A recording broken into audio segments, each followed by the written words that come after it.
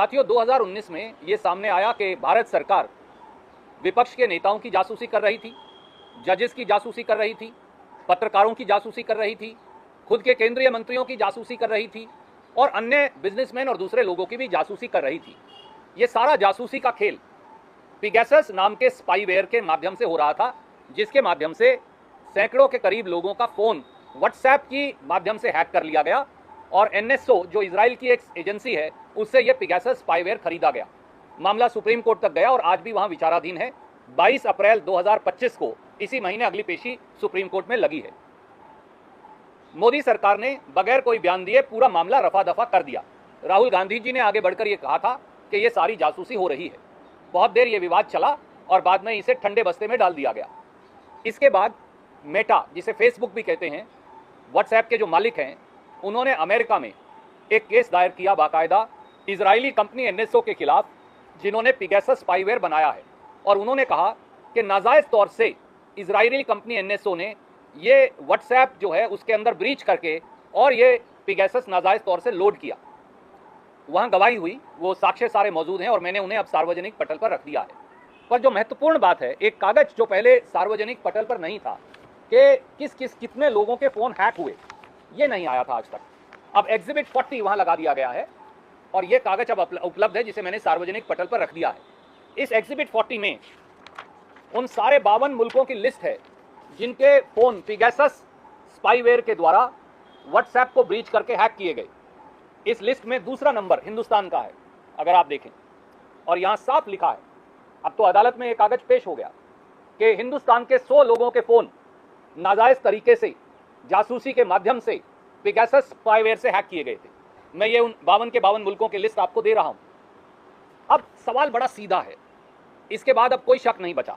यही नहीं, वहां बाकायदा गवाही हुई, शपथ पत्र आया और उस शपथ पत्र के अंदर, जिसकी प्रतिलिपि मैं यहां रख रहा हूं, साफ तौर से फेसबुक ने यह कहा, एनएसओ पिगैसस स्पाईवेयर की मालिक कंपनी ने कहा कि हमसे ये सारे जासूसी वाले लाइसेंस जो हैं वो सोवरिन यानी सरकारों ने लिए थे। तो अब 5 सवाल बड़े सीधे मोदी सरकार से हैं जो हम पूछ रहे हैं। पहला सवाल ये है कि अब ये साफ हो गया कि जासूसी हुई, पिगैसस स्पाईवेयर से हुई और हिंदुस्तान के 100 लोगों की हुई। मोदी सरकार इस पर कब जवाब देगी? ये तो हो गया साफ साफ। इसके साथ साथ ये क्या प्राइमा फेसी साबित नहीं हो गया कि मोदी सरकार और उसकी एजेंसियों ने ही इजरायली एजेंसी एनएसओ से पिगैसस स्पाईवेयर खरीदा था?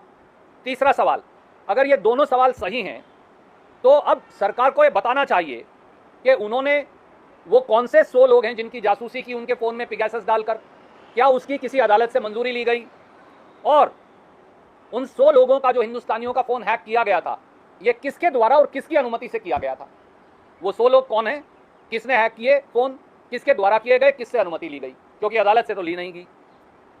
ये भी बताएं कि इस पिगैसस स्पाईवेयर को खरीदने की हिंदुस्तान को किसने इजाज़त दी थी और ये पैसा कहाँ से दिया गया, कौन से सरकारी बजट से निकाला गया था?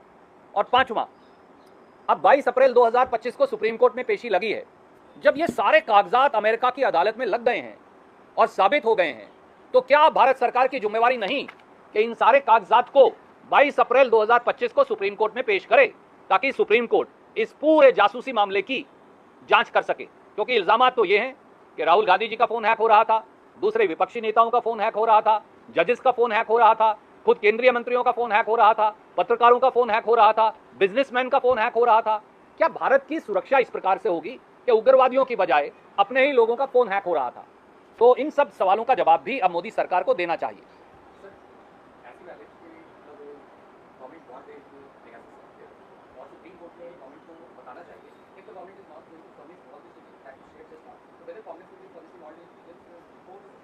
I have already put it.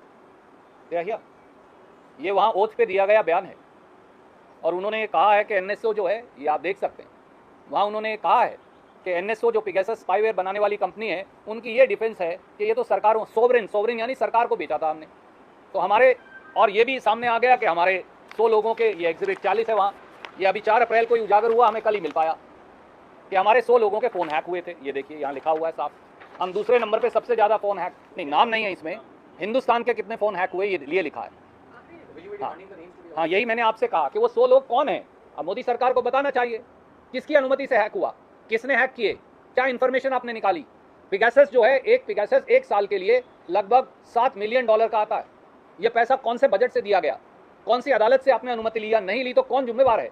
अब इन सब बातों का साक्ष्य जब आ गया है तो इन सब साक्ष्यों को सुप्रीम कोर्ट के सामने रखना, वहां से सर्टिफाइड कॉपी लेकर आना, ये तो सरकार की जवाबदेही और जिम्मेवारी है, उन्हें ये करना चाहिए।